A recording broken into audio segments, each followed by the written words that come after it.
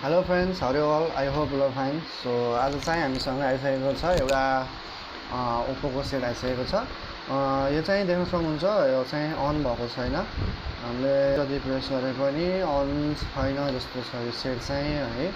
अब यसलाई चाहिँ हामीले एकचोटि खोलेर पनि हेर्नेछौँ। पहिला चाहिँ हामीले एकचोटि चार्जिङमा लाएर नि हेरौँ है, चार्ज हुन्छ कि हुन्न भनेर। एन्ड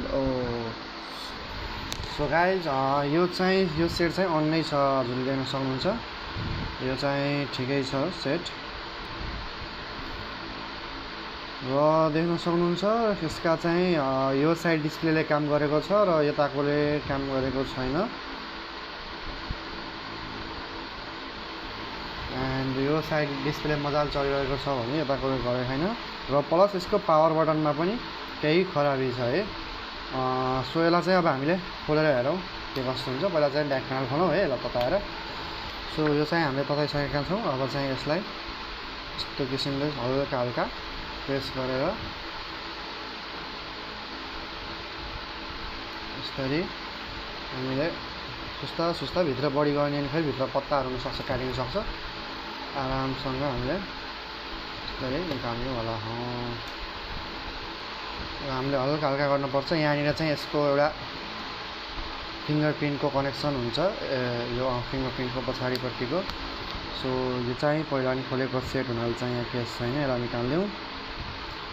सो हामीले यसलाई यसरी निकालिसकेपछि यसको काम चाहिँ सकेको छ। अब हामीले चाहिँ फोन सेटलाई ओपन गरेर हेरौँ र यसको कति किल्लाहरू चाहिँ पहिल्यै छैन है, पहिले खोलेको सेट जस्तो छ।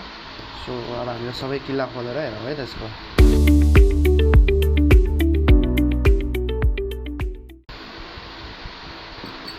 सो हामीले यसको सबै किल्ला खोलिसकेका छौँ। अब चाहिँ हामीले यो फोनको केसलाई बाहिर निकालौँ। सर्वप्रथम चाहिँ पहिला यसको सिम पनि बाहिर निकालौँ है, सिम ट्रे र सिमलाई बाहिर निकालौँ। यस्तो गरेर यसमा चाहिँ सिम छैन, खाली नै छ मेरो। र यसरी मजाले निकाल्छौँ।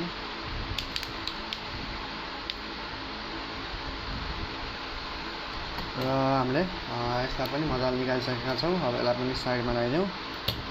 र यसपछि हामीले चाहिँ सबैभन्दा पहिला चाहिँ पावर बटनलाई यसो चेक गरौँ है। पावर बटन चाहिँ भित्रदेखि नै काम गरिरहेको छैन। अब हामीले चाहिँ एकचोटि बोर्डलाई चाहिँ बाहिर निकालेर हेरौँ।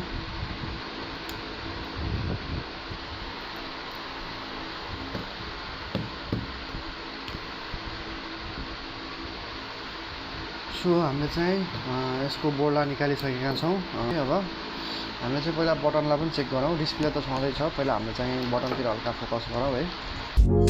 यसको चाहिँ बटन पनि गएको रहेछ। त्यसैले हामीले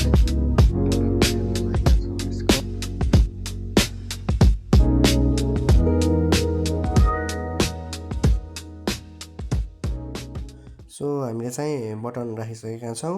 र अब चाहिँ हामीले यसमा डिस्प्ले राख्नको लागि डिस्प्ले निकालिसक्यौँ। र अब चाहिँ डिस्प्ले राख्नको लागि फ्रेम सफा गर्दैछौँ।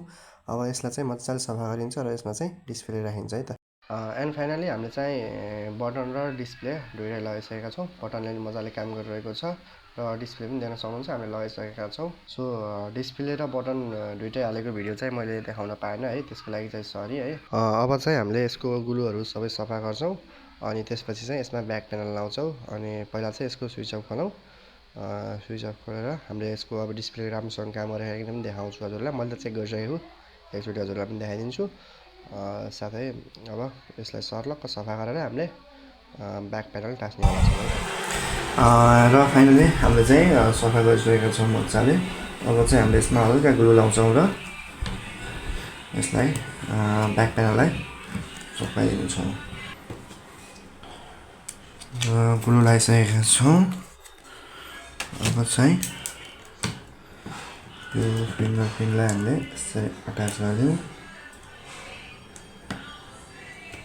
यहाँ यसमा एउटा सिल हुँदैछ, त्यो सिललाई पनि यसरी ट्याक्क चप्काइदिउँ।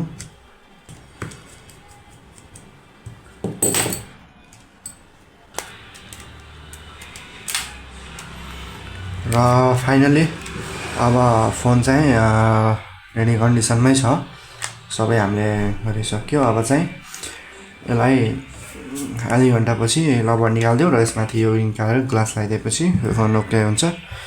त्यसपछि यो फोन रेडी टु युज हुन्छ है त।